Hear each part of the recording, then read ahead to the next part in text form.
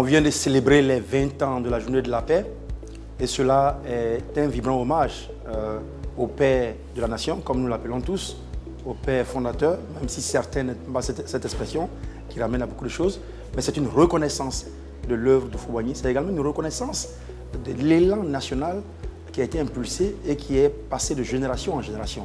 La paix pour Houphouët-Boigny, c'était tout. Certains Ivoiriens se trouvaient un peu souvent asphyxiés par cette répétition des notions de paix.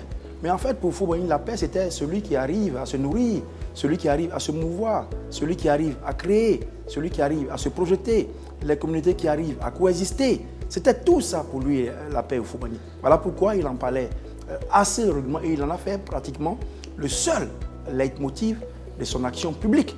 Et aujourd'hui, il est important que tout le monde s'intègre dans cet élan pour faire en sorte que nous ayons des communautés stables et que quand on parle de paix, on ne voit pas seulement le macro niveau national, mais notre vie personnelle, intérieure, individuelle.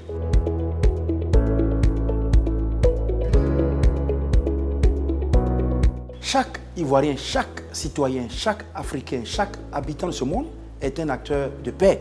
C'est trop dangereux de déléguer la paix à des gouvernants, à des présidents, à des ministres, à des DG, à des responsables, à des chefs de village. Mais la paix, c'est nous. Quand je crée de la nuisance ou des problèmes pour mon voisin, j'empêche sa paix, son épanouissement.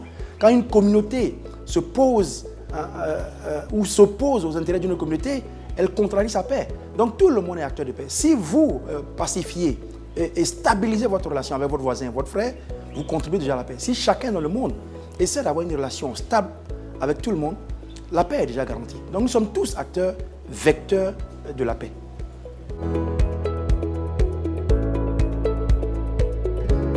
Pourquoi la paix précède le développement dans un pays? Parce qu'on n'a aucun exemple dans le monde d'un pays déchiré qui serait prospère.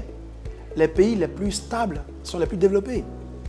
Même si des pratiques de la démocratie peuvent être contrariées ou entachées de certaines irrégularités, la paix signifiant que les communautés ne s'opposent pas, signifiant que les partis politiques ne s'affrontent pas, signifiant qu'il n'y ait pas de guerre, est la base du développement. Regardez l'exemple du Rwanda, avec le sort que le Rwanda a connu.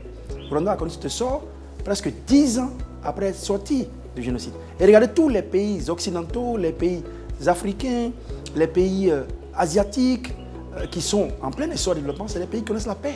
La paix qui est arrimée aussi aux questions de démocratie, de liberté, de choix, d'expression libre. Et là, il ne peut pas avoir de développement sans paix. Voilà pourquoi nous devons tous être acteurs de paix.